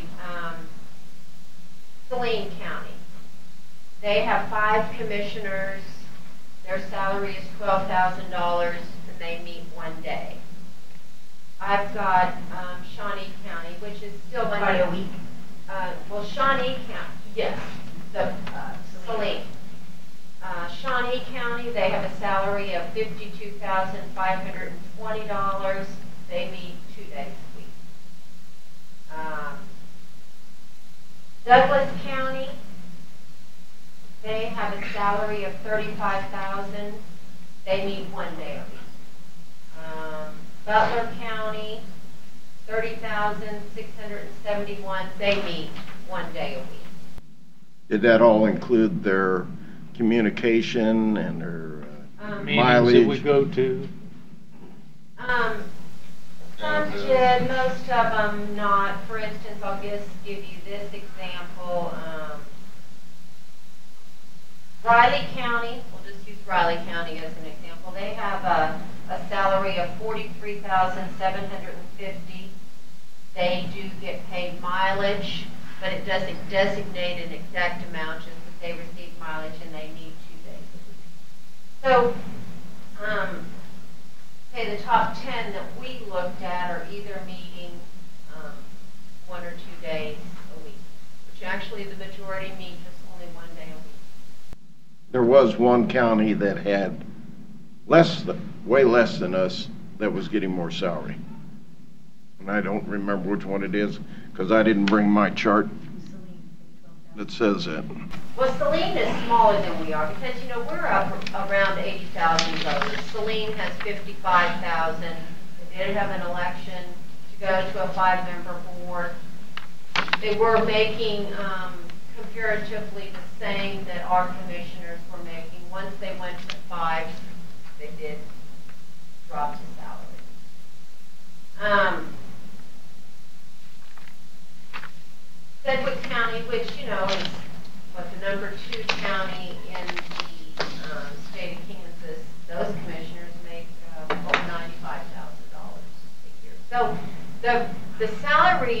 range is very great. Most that we checked on were receiving mileage. The commission receives $3,300 for mileage or any kind of a stipend, phone stipend. I've got Shawnee, they get $36,000 a year. Here's that's us. Most of them is just mileage, to tell you the truth, that we check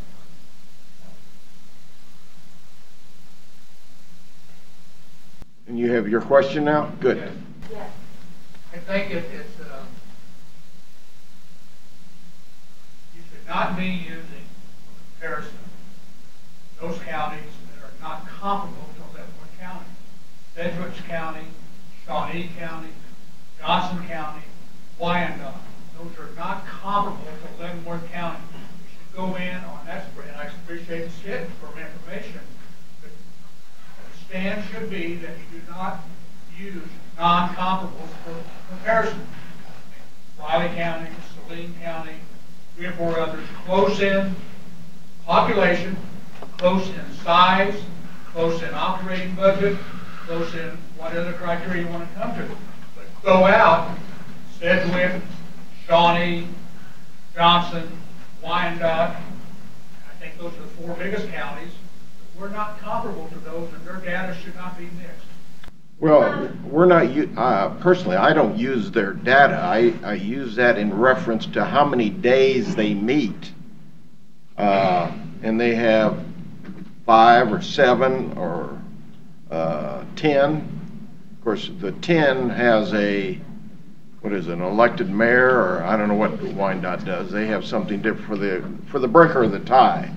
You know, that's like Lansing. They have a breaker of the tie with an elected mayor, which I don't believe normally votes on issues unless there is a tie. But it's used, all the parameters. I know how many hours we meet. It doesn't have anything to do with maybe what Johnson County does. I know how many hours I spend going through all that takes place up here. And we get it done in one day. Now the product out in the line says we take the 3 salaries, add them together and divide by 5. I don't want to see total retirees up here. I think they have good ideas. I know I have tremendous ideas. You may disagree with me, but I got a heck of a lot of ideas from being 80 years old. I've gone through a lot of process like North Kansas City and everything they've gone through. These are all things you keep up here and you evaluate and bring them up and mentally say, well, this would be good for this. Size of lots, all this and that has taken place in Missouri, and over here we're building a lot of houses that somewhere down the line is going to create a problem. We brought up, we would like for the cities, all the cities, to look into their, what is it called, the development? Urban growth management. Urban growth management.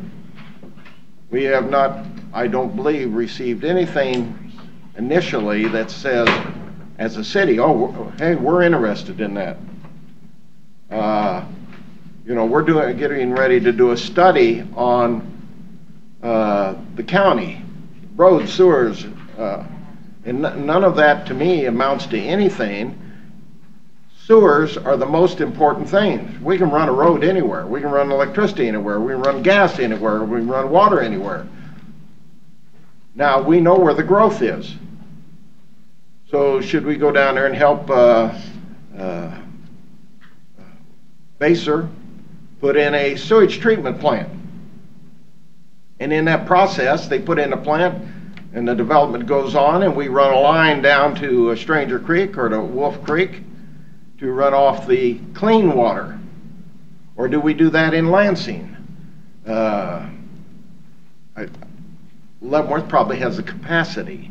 So there's a lot of things that go into the studying of what's going on in the county. It just isn't tossing a coin, and I know that isn't what you were mentioning. It isn't just tossing a coin, well, what are we going to do about this? It's thinking on the process, where we're going to go with these processes. Is there going to be good development, or is it going to be radical and nonchalant and people using one driveway to two houses? It's amazing how many people living in barns that they're now their houses. A lot of change has been made. So we just want good development that isn't going to cost somebody money. When I moved into Leavenworth off the farm, I had I think a $13,000 sewer bill. I had that personally, the house I moved into. And when I went to sell that house, the guy said, I'll buy the house if you pay off the sewer bill. So I was paying for my own way, and that's what needs to be done no matter where the building is going on. So it's a big process. It isn't just, this is a salary, $100,000, everybody gets 25. Because the 3 do a lot of work. The 5, I hope, will do a lot of work if they get here. If they don't get here, we'll stay with the 3, and it's simple. So, yes, sir. I understand everything you said, sir. Thank you. One of the criticalities, including where those boundaries are drawn, is the perception by the voters of how many hours do you put in a week, and equate that to your salary in an hourly basis. I would suggest that possibly the administrator or the counselor ask each of you, poll you, to ask 2 or 3 questions. How many hours a week do I put on county business? How many hours do you think is necessary that I put on a county business with 3 commissioners, and how will that change with 5 commissioners? If we know what the expected salary that we should pay that guy, that should be somewhat, if not on a ballot, at least out in the public as an expression from this district. We think we should, our work, and we are full-time employees, or we are not full-time employees, and we think the salary should be so and so and so and so. And then how do you treat that? Do you divide by 3 and add 2 more at that price to the cost of the commission? The population, the voters, needs to know that information, but it needs to be responses from you 3 people that are put out there. If he wants to work 40 hours, if he wants to work 10, if he wants to work 20, that's 60 hours. I'm in this courthouse every day in that office. Okay. Are you needed in this courthouse every day? The perception is you probably are not. Well, you think I just come here to hang out? No, I mean, come on. But I don't consider the county commissioner to be a full-time job, or should it be? Well, it is. We have other elected officials, and you have people who are running various departments. So, does the county commissioners, 3 of them or 5 of them, need to be in this building 40 hours a week? I'm not in And this if they're not in building here 40 hours a week, week. if they don't need to be here 40 hours a week, what is an appropriate level of compensation that you people have informed the public would be appropriate? Well, we do go to a lot of night We do meetings. not want to add, if I'm taking her numbers of 62,000 in January 1 as a salary commissioner salary, and add another $124,000 to the cost, that will be the determining factor presented to the voters. Is that what we want to do? Add another $124,000 with 2 more commissioners? Or do we, as been proposed, is take the current salary of $120,000, divide it by 3, and each guy comes in around $25,000? Well, you wouldn't be adding another 100,000 for the 2. You'd only be adding 86 or 88. He was thinking about the benefits. Health insurance. Oh, see, nobody's ever told me thank you. I've never used any of that. Okay, then let's take 120 divided by 3 at 40,000. Yeah. We add 2 more, that's 80,000. Okay. So what do we, or me as a voter, say Yeah. I will vote for as a compensation to the county commission, 3 or 5? Okay. Glenn? I got a statement to make about that. I ran for a seat on this commission, and I've been around enough of these commissioners here to tell you, anybody that doesn't believe a county commissioner is a full-time job, it's more than that. Because you're a county commissioner 7 days a week, 24 hours a day, because when you walk out of this building, you don't just take that title off. You go to the high school football game on Friday night, and I guarantee you, you get pummeled with questions about county government. You go out to eat with your wife and your kids at the restaurant. Am I wrong? Oh, you're Have I right. said anything's wrong yet? No, you're right. No, because I've watched it happen over the years. That's when I ran for this position, and I didn't win it. But I'm here to tell you, in my mind, I knew what I was getting into when I ran for that. That this is a 24-hour, 7-day-a-week position. Because they'll call you at home anytime they want. And they all don't work daytime.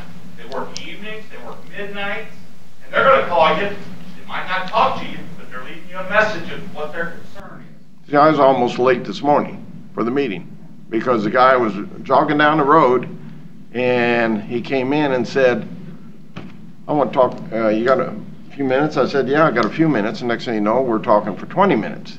So there is no way your idea is good, but there's no way to come up with how many hours you spend. Because I went to a meeting last night to explain something at the meeting and had a short break, but I had to sit there for probably an hour. So it's very hard to come up with the amount of time that went to a football game. Had the same thing, had a conversation. Somebody wanted to talk about, so there's always something. Now, do you have to? I sure wouldn't want to tell Janae that I don't have time to talk to Janet Lambie Halderman. No. You don't want to say that because somebody out there in La La Land is going to take that as an insult and write it, what do you call it, in a paper. And now I'm going to have to talk about the BS that goes on in the paper because somebody thinks that's important.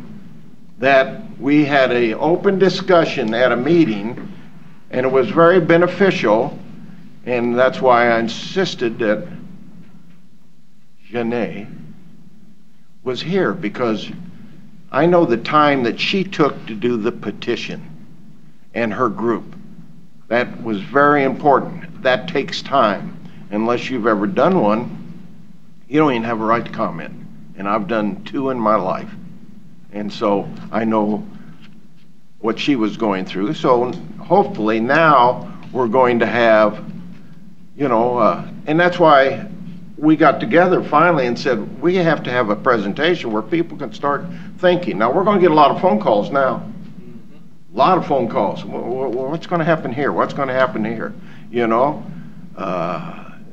gerrymandering, no matter what.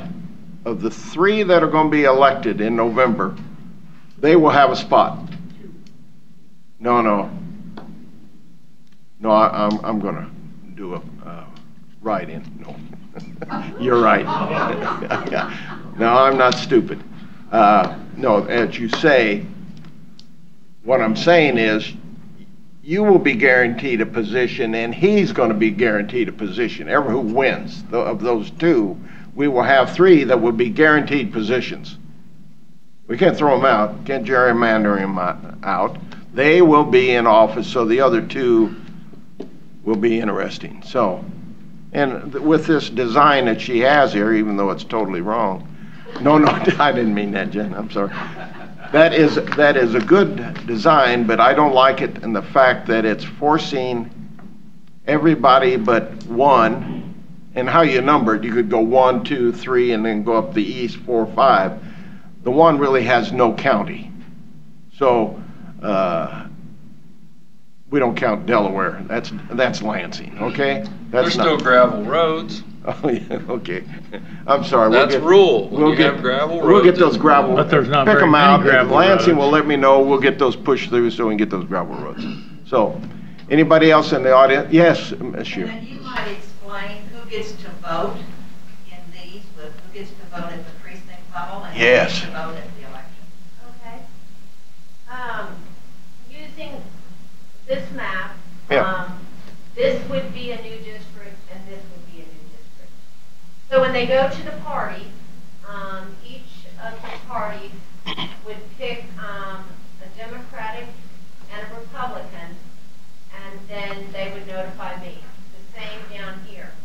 Then, when we have our special election, only the voters in this district would vote for, say, the 4th commission. Only the voters in this area would vote for the new commissioner for the 5th district. So it will never be a county-wide question again. It would be like currently, for instance, 1st Commission District 7. So the only people that vote for the 1st County Commissioner, live in this district. What are the, by your lines that are drawn there, what are those new districts? What are their population ratios, Democrat versus Republican? I don't know. Because when we drew this map. That could make a big difference. Okay, but when we drew this map, you didn't look at voters, you looked at population. Right. And so currently, I don't know. I don't know what the ratio is between Democrats. It used to be something like 8,000, 8,000, 8,000. But there's no way to, good thought, but no way to do it. The only thing I like better, yeah, the interesting thing. Thought, but we can do it. Yeah. We could do it, Glenn. I'm not saying, but that was not a consideration. No, it was not. No, I didn't say it. I'm just saying to the voters that come out here, some say, well, that little green spot over there is, 9 out of 10 people are Republicans, so I don't stand a chance as a Democrat running in that district. Back of luck. I mean, that's just right. Yeah, but that little green spot right now is represented by Debbie Gear, who is a Democrat, so Democrats can win in that district. I mean, it's just about the same as the 40th. See, if I would take that map that Jen has come up with, I'd have 1, 2, gold is 3, 4 is red, 5 is green. All that means is Doug is now going to be number 4. He is now the representative in the red. So rather than 1, 2, 3, 4, 5, if we're coming up with some uniformity, You do it counterclockwise and just go around the whole line. just go around the whole thing. And then, as I say, Doug is automatically moved over to the red. That's 4. He's 3 now, but he goes over to 4. It's not a big deal.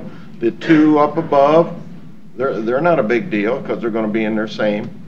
So I'll agree with her to a degree. I want to make her feel good. I have a box of cards that Bobby. says on third. If that is a good question, and if a candidate would like to run as independent in either one of the new districts, they may do that by petition. You have to receive 5% of the voters in each district, and that is the 5% of the voters has to be obtained between the resolution and I think you have like 60 days to get 5% of the signatures. But I would have to check. I'm not exactly sure on that. But And the voters in each district, just hypothetically, as an off year, might be about how many people? What kind of numbers are we talking about there? oh, you mean because that would be by voter? Yes. In 25%. You It know, would be 750. Signatures. currently, say we have 45,000 voters here. So the voters, registered voters, are the ones that Voted actually in the vote? previous election. No, it's of registered voters to run as an independent. Could be either party. But that has always been a thought, but it has always not been a good thought. Where's all the population? Leavenworth. That's a majority of the population. And so now maybe Leavenworth gets 3 rather than 2. Because there's 2 at large, and Leavenworth's going to say, well, let's us keep, we'll get to 2 at large, and we'll go with, well, they could get the purple and the green. I mean, no, they'd get what we have today, They are getting some of the purple. Yeah. So it would not be good to be at large, because somebody's going to say, well, Leavenworth's going to get 3. There's no large candidate, or there's no large commissioners permitted. Janet already answered that question. No, if it stays like it is. Still already get large commissioners permitted. There's no at large? No, city. Oh, under the, because of the petition. They could have done a petition a little differently. No, this is state law. Yeah. This is just fighting. If they had done a different petition. The petition that was carried. Yeah. Did not have at large. Could be obtained from, anywhere in the south boundary, anywhere at all. Anybody else have any questions? Yes. I thought the impetus for the change to the 5-commissioner board was to create more equitable representation of cities in the county, such as Basel and Tongi, that are not now well represented. So how does this do that? Currently, the city of Basel is in this district. The city of Tonganoxie is in this district with the new map. The way it is now, the city of Basel, the city of Tonganoxie, the city of Linwood are all represented by 1 commissioner. The city of Leavenworth was split between a 1st and a 2nd. The city of Easton was represented in the 1st district. The city of Lansing in the 2nd district. But there's no way to get what you're talking about. Because the population is Leavenworth and Lansing. No way to get any more representation in the south end. Now, not in this 10-year period here. Maybe in the next 10-year with Basel and Tonganoxie, but it's doubtful even then. You can't. At least this map does split the cities into many districts. Good if we consider population. Yes, Janet. I want to say I want to thank Janet for going to this trouble, because I had this discussion, I've had discussion with people in this road about how to equitably do this and make it fair. The issue has been fair. I want to thank you for doing that. I think that is a really good looking map, personally. I think there's a lot of ways there. And I would appreciate it if our present commissioner would give you the authorization to allow this. Why are you pushing this today, Janet? You do that on purpose. I thought we loved each other. Yes, sir. I would like to comment on her comment. Mrs. Levesky, I understand, is having a meeting on this Saturday to discuss things about this designation of boundaries and other things. So we should be invited to that. I think that if there are comments at that meeting she agrees with, if that map could be, it only be minor adjustments, come back to another map for the county approval to publish it prior to the election. But I think that is a great step. That's the best map I've seen. Like I said in a newspaper, I've seen 3 or 4 maps in the last 2 or 3 years. Disagreed with all of them. I have a little bit of disagreement with that one. But I think with her meeting this Saturday at the Presbyterian Church, if that's still going to, if she agrees with some of the comments, but she makes the minor adjustments, and they'll only be minor. And maybe we need to consider one, can she split precincts? She comes back with that modified map, and then you all approve it and put it out to the public in the newspaper, in a flyer, on post on a telephone pole or whatever. But I think the public needs to have comments to her on that map before it goes in to be approved by the commission. You're really making it difficult for us. No, I'm Now, you know how hard it's going to be to live with her now? I don't know. It's between you and her. You live with her now. I'm pretty sure.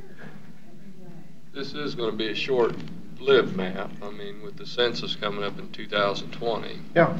Exactly. No, she said that, and I agree with her, that if she has developed that map off of census estimates, I assume for 2016, that by 2020, the growth in the county is not going to be that large to make major changes in that map. If it increased by 12,000 folks, and you divide by 5, that means each district would increase by 4,000. Now, what that will do is that will shrink the Baser because the population has to be equal. So you don't apply 12,000 to any one district, you apply the increment. But she could all. Yeah, is it going to change? How much is the county going to change from 2016 to 2018? Was it 16? I don't know, but I think the boundaries that she draws now will still be good in 2020. Was it 2016 the last? I thought it was. No, 2010. 2010 was the last. So, but they don't have to be 15, 15, 15, 15. She can drop it maybe a little bit more. I agree, she's done it right there, and she said 5%. Yeah. And if she drops a little bit more when the 2020 comes out, and, well, we don't have to change it. I still don't expect those boundaries to change. No. To a large extent in 2020 census. Right. I think that is a misnomer. Could be. Very well could be. So, anybody else have any questions? Ms. Holderman? No, I do not, thank you. Anybody up here? No. Nope. Okay. We thank you for coming, and hopefully there'll be more conversations and more questions. So are you going to put it on the website now? Is it going to go on the website now? We're going to do it after the first year. As a preliminary? Yeah, as No. preliminary. You're not going to put it on the website. We all don't know. What is your desire? What's I believe that we should have a consensus to put this on the website as a tentative. I would never say that, it was the absolute, but if you agree with some of the district boundary lines that were What's the map? here, What's the map he's got in his hand that he's hiding? Well, one of the things eventually is we're going to have to take a closer look at some Oh, okay. in the cities because the population there is Yeah. big deal. Okay. That's right. I thought you were hiding a map. See, my map has been thrown out automatically, and I probably won't get over that tonight. Made like 8. You're leaving, so they don't care. Yeah, I don't care. I don't give a rat's. Just wanted a fair boundary. That's what I want. I don't know. Let's have some discussion. Do we want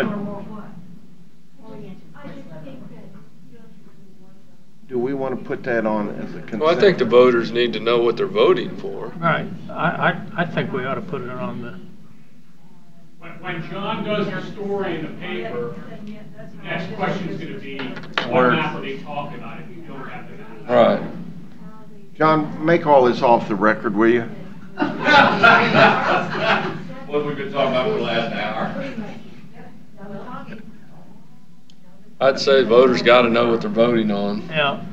Well, I've said that for a long time. Well, but I mean, I think they we're not need going to to- hold back information like I mean, this. I mean, If we do change it, it's it's not going to be a big change if No, it it's not going is. to be a big change. It wouldn't be It's gonna bad. minute. It wouldn't be bad to put this out as long as it's put out there that this is not the map. This but is a draft. This is a draft. It starts the conversation. Right. You'll get more feedback, and then you'll have your meeting wherever she's doing her presentation. You're going to get more feedback. And we're going to have to spend more time on the phone and at meetings, and now we'll be up to 80 hours a week. You You ought to get time and a half or double time. Oh. I'll second that. I'm thinking about doing a motion to raise the pay before I leave. You want to put that on as, I do. I'm gonna give you a suggestion. yes, Mr. Barry? Take your signs off your parking spots out here. And I'll tell you why. You guys park in those same spots all the time when you come here. When people drive by here through the week and they see those spots are vacant because you're at a mark meeting or wherever you're at, they think, well, hell, they're not working. Because they're not at the courthouse in their parking spot that's assigned. You know, I appreciate that input, but that's the only reason I asked the Republican Party to consider. I wanted the parking spot because I was coming so frequently, and I'll never be back I just hear again, that so all it the doesn't time from matter. people out in the public, they're like, Yeah. commissioners are working, they only work one day a week. I said, how do you figure? And they said, well, by the courthouse, their cars are never in their spots. Yeah. To get here Gotta be early. here to work. Well, that brings up a point. We're going to have 5 parking spots out there. Do away with emergency management. Yeah, and ROD. We just have to buy another house across the You want to street. put that, I do.